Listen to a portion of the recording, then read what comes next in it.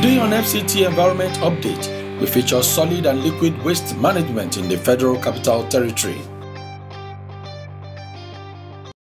The Lagos State Government, through its Ministry of Environment, has insisted that Mile 12 and Ketu Fruits markets would remain shut until the state sanitation laws were complied with by the market operators.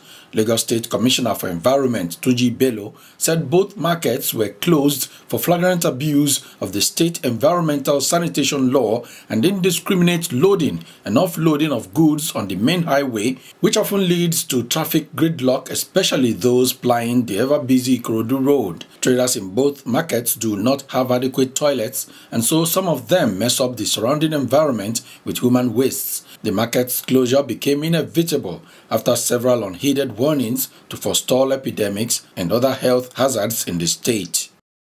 The Kaduna State Ministry of Environment has earmarked 1.1 billion naira for the environment in this fiscal year.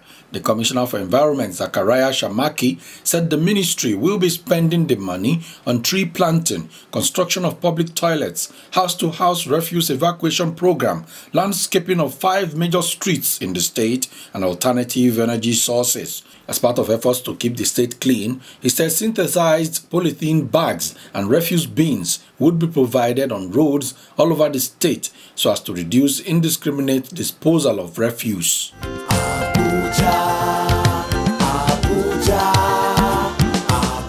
Abuja is a beautiful city and the preferred tourist destination in Africa. Let us keep our environment clean by trimming flowers and cutting grass around us regularly. Dispose of our refuse in waste bins and stop all forms of environmental pollution because they are injurious to our health. Report bleeding manhole to the appropriate authorities and disease from illegal connection to sewage lines. Hawking, trading, and begging on the streets of Abuja are prohibited. So also is prostitution. Do not harass AEPB staff members in the line of duty. If you are caught, you will face the law. If we cultivate a culture of a clean environment and pay our environmental service charge promptly, Abuja will remain the pride of all Nigerians. This message is proudly sponsored by the FCT United Nations Development Assistance Framework UNDAF 2.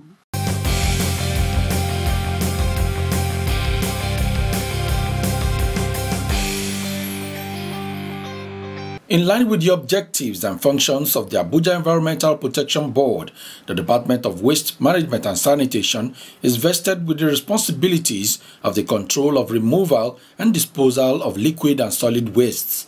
They ensure prompt and adequate collection and disposal of waste at designated sites, manage waste dump sites, coordinate and supervise the activities of city cleaning contractors, and manage hospital and other special wastes. That is just the half of it. The Liquid Waste Management Division of this department is responsible for the management and maintenance of the city's central sewage network, connection and supervision of linkage of properties to the central sewer line, management and operation of the WUPA waste water treatment plant, maintenance and operation of sewage aerators in the city, evaluation of wastewater sludge where necessary, and regulation of same. Heading the Department of Waste Management in AEPB is Engineer Ahmed Rufai Hamis, a water resources engineer with about 30 years' experience in the environmental management of liquid and solid wastes. He says getting rid of waste in a mega city like Abuja has become the task of every staff of AEPB. Nearly everyone in AEPB is involved in one way or the other in the management of waste in the city. The management of AEPB is almost as responsible in the collection, transportation, disposal of this solid waste as I am. I am simply in charge of the department to make sure that I provide the coordinating leadership for the department. However, I think the majority, or nearly everyone in AEPB, especially the management of AEPB, is equally tasked to ensure that waste is removed in the city. Again, it is not such an enormous responsibility as far as I see it, because I've had quite a number of years of experience in this area, so it gives me the opportunity to be able to respond to most of these challenges. I think with some degree of ease. In a bid to ensure a more efficient and timely collection and disposal of solid waste, the Federal Capital Territory Administration set up 3 waste transfer stations located in Kubwa, Mpape, and Apo. The project is already taking shape barely 3 months after the groundbreaking ceremony. On site, we met Abil El Hosseini, General Manager of Goodness International Resources Limited, contractors handling the project in collaboration with the Abuja Environmental Protection Board. Welcome to the site for Goodness International Resources Limited in collaboration with Abuja Environment Protection Board for the project of the 3 solid waste transfer stations. Currently, we are at Mpape site, which is one of the sites other than Kubwa and Apo. The purpose of the project is to provide a transfer place for the wastes that will be collected from the cities in Abuja and where preliminary sorting can take place. All the waste that will be collected on a daily basis from Abuja will be brought to this site and the other 2 sites, where they will be dumped in this site within something called a transfer building. The transfer building is the main function of the site. It will be a reception area and a storage area for the waste. It will drain the waste from the dangerous leachate liquid. It will also have the preliminary sorting facility inside, whereby the wastes will be sorted and all the recyclables removed. The remaining waste will be compacted and transferred through these ejector trailers that you are seeing, the orange ejector trailers. Each of these ejector trailers is a 40-ton capacity. So it will take the waste from the compactor, which is actually an 80-ton per hour capacity. It will take the wastes and transfer them to their final destination, which is phase 2 of the overall solid waste management plan for Abuja. The project will be self-sufficient in itself, therefore it will have its own administration, it will have its own weighbridges, its own canteen, its own transfer station, a place to wash and clean the trucks, a place to clean the leachate before it's and toxins been removed before it's released, and it can be used as to get water for the plants, because it will retain its nutrients inside, but all the toxins will be removed. So the project in its all, the waste will be recycled, reused, and we will be protecting the environment from its toxins. This is actually the layout of the project. This is how it's going to be. What you are seeing is a person standing next to a weighbridge. This is an exiting weighbridge. The large building that you are seeing is the transfer building, and in front of it you are seeing the administrative building, the canteen, and the weighbridge rooms.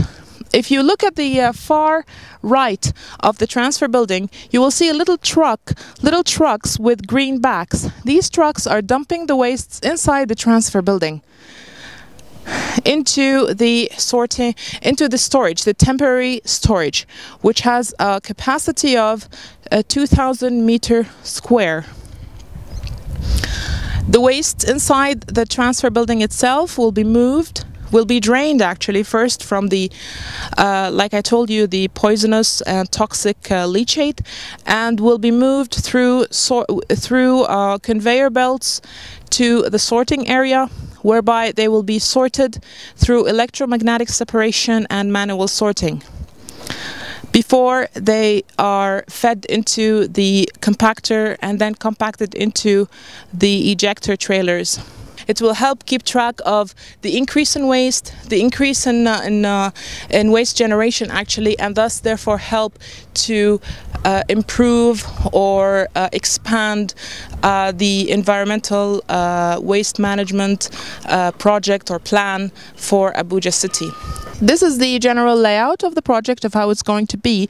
As you can see, the main project area is square in shape, and it has a protruding hand towards the northeast. And this is where the entrance of the trucks is going to be. It will allow them to maneuver easily, and it will allow for enough space for weighing and for the movement of the trucks. And the exit, as you can see, is on the lower east corner of the site. This will be the exit where all the trucks will be exited. So basically every single vehicle that will be entering the site will be weighed at entrance and weighed at exit. The purpose of going through this process is very important environmentally, because it allows for wastes to be recycled and therefore reused. And it allows for us to protect our environment from the dangerous leachates and gases and methane gas that is usually emitted from wastes. It will eliminate the need for burning the wastes in order to get rid of them, and therefore protecting our air. And as well, the use of these ejector trailers, which are high standard and low CO2 emissions, thus it will make our streets safer. You will not see so many trucks on the streets moving garbage from one place to another. These trucks are large enough to hold 40 tons of wastes. They have limited emissions, and they provide a safe, environmentally safe approach to waste handling in Abuja. It's very important for us to note that there are so many benefits of the product, including providing labor and providing lots of job opportunities for various people in various issues. A concern that had come to my attention is regarding the order of the wastes. Yes, it's true, there will be order of waste, but the order will be controlled, because as explained earlier, the wastes will be drained and inside and stored inside a closed warehouse. Not completely closed, but it will have its special ventilation system. And the workers inside will have protective gear and protective helmets, and the workers on the sorting belt will be in a closed, protected area, sorting area. However, there is no escape from the natural way of things. Odor will tend to escape. Yes, there will be some odor around, but it will be as less as possible because of the controlled provisions that will be made. Pending the completion of the project, the AEPB requires FCT residents to help protect the environment by controlling indiscriminate dumping of waste. Residents should provide suitable dust bins in their homes and offices. In terms of solid waste, yes, of course, there's a lot of attitudinal change that needs to take place within the population or the populace of FCC. It appears that many people still don't understand that basic saying of cleanliness next to godliness. People are not taking it as serious as they ought to take it, or as they probably used to take it back in the old days. It may have something to do with that, or it also has something to do with the large influx of people in the city. So it's a lot harder to now control or to manage the solid waste that's generated within the city. Up next, we take a trip to the WUPA sewage water treatment plant for a peep into how waste from your restroom is treated in an environmentally friendly way. Stay with us.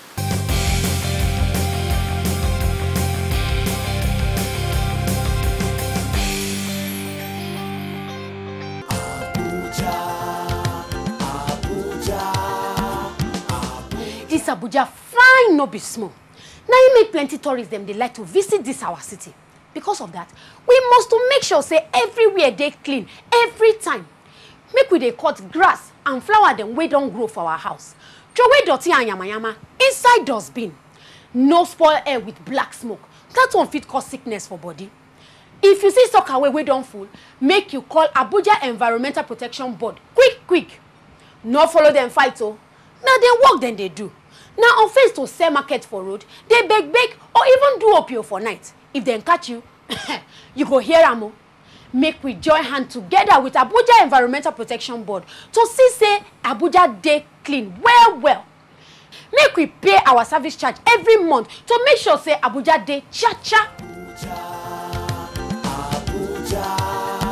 Now the FCT United Nations Development Assistance Framework, UNDAF 2, they bring on this message. Residents of the FCT, I would like to appeal to you to appreciate the fact that it is our responsibility to make life convenient for you. Please, you should try to support the FCT in doing this.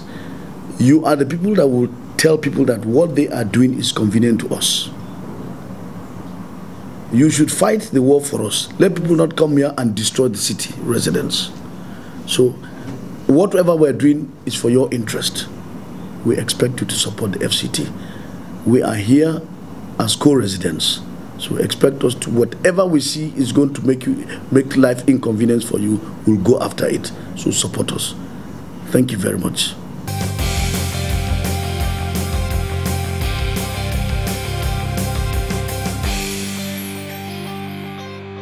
The WUPA sewage treatment plant was commissioned in 2007 with the capacity to serve about 700,000 residents, with provision for expansion to collect sewage and purify it so that clean, debris-free water is allowed to flow back into the stream.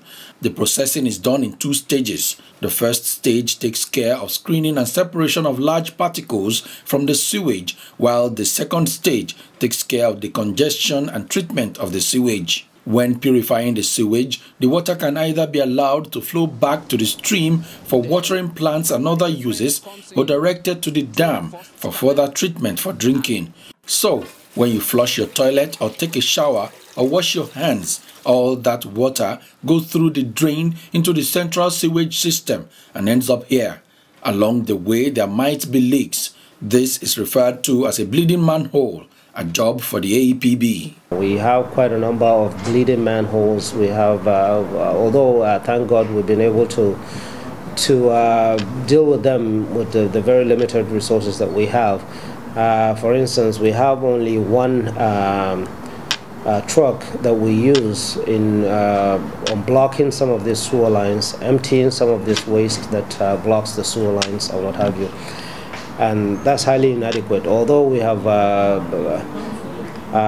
are in the process of procuring at least 2 of them, but until they come, we continue to suffer through that process. Engineer Anthony Sarkinoma is the plant manager at WUPA Sewage Treatment Plant. He showed us the control panel where he runs the plant. Michael Ayeni, the senior laboratory superintendent, explains all the intricate tests that have to be done on a regular basis. Here in the laboratory, we'll carry out some analysis on the raw water that comes in from the city and the effluent that is going out to the environment. At the same time, we test on the bioreactors, the quality of what we are having in the bioreactor, the reaction that is taking place there. From the influent, we test basically the pollutional strength of the water that is coming in. BOD, COD, total organic carbon, TSS, total suspended solid, and some physiochemical parameters like pH, conductivities, TDS, total dissolved solid, ammonium, dissolved oxygen, nitrate ion, nitrite ion, and some heavy metal like cadmium, like iron, like zinc, even mercury we test in the water. A facility tour reveals every detail about the operations of the plant, from when the sewage comes in to when it is fully treated. Every time you flush your toilet, this is where it ends up. There is a need for you to flush more, to bring it here so that we can treat it. We have the capacity to treat as much waste as you can generate. We have a capacity for about 700,000 people. I encourage everybody to stop building pit latrines and septic tanks in your estates and homes and what have you. Please try and make sure that you are connected to the main sewer system so that you can come here and we can treat your waste. To demonstrate the overall objective of setting up Abuja Environmental Protection Board, that is to protect the environment. We are not only protecting the human beings outside in the city, but we are looking after all the animals that are here. We are keeping them comfortable and providing them all the shelter and all the food that they need. So it's a wonderful facility. I encourage any citizens that wishes to come and visit. We're open for excursion tours and what have you. Come and see where your tax money is going. The Abuja Environmental Protection Board is departing from the traditional system of waste management to a technology-driven and more environmentally friendly waste-to-wealth program.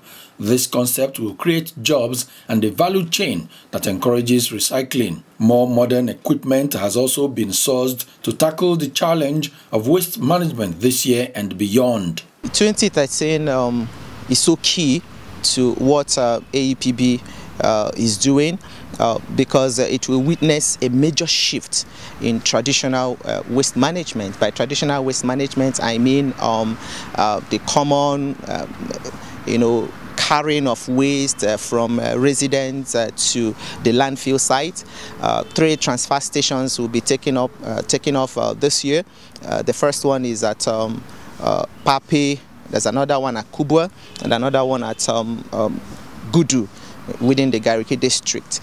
And I'm sure the head of waste management is going to touch more on this. So there's a shift between the conventional, the traditional waste management to integrated waste management. Now moving to waste to wealth, waste to wealth or waste to energy, approaches in waste management, which is in global practice is one of the best global practices in terms of waste management. In other words, the waste we are looking at now is wealth in disguise. From this waste, we can get energy, we can get, we can recycle, the waste and get new products from this waste. So AEPB is, getting into that. Procurement processes are already in place, to ensure that. And also, if you look at the street, you see women, sweeping the street. We are going to be having automated street sweepers. We're expecting more compactors, the truck that, compacts the waste, and stuff like that. So 2013 is really loaded for the FCT administration and AEPB in particular in terms of sustainable environment management in the FCT. We are trying to master the collection program, and I think to some extent we have. And then the next thing is for us to be able to master the disposal aspect of it. And then hopefully we move on to the treatment aspect of it. We've also thought of quite a number of programs that will improve on our waste management program, and we are working on them. Many of them have not come to fruition yet, but we are working on them, and very soon you will see a big difference. Such program like the Blue Bin program, Abuja Blue Bin program, whereby we will source waste from the individual household before even taking it to our disposal facility. We're also trying to place proper litter bins throughout the major streets of Abuja so that people can easily dispose their disposable waste into those bins as opposed to dropping them on the streets as you see all the time. There's need also for us to, like I say, educate people and make sure that they understand you don't just walk around the street of Abuja eating bananas and throwing them around, or eating peanuts and just throwing the peanuts all over the place. We'll provide you the containers to put them in, and hopefully people will take advantage of it. In fact, we're trying to see whether we can even let the minister know that if we consider something to be a junk and a problem for us, let it be removed. Because the litter I'm seeing is the ordinary people think is just picking papers on the streets. What about all these broken down vehicles? You see spider webs all over them. You go under them, you see that overgrown grass during the rains. It simply means there are problems. And what are they? They are litters. Litter is ranging from ordinary water, paper to even vehicles that litter the streets. They're not good. They're an eyesore.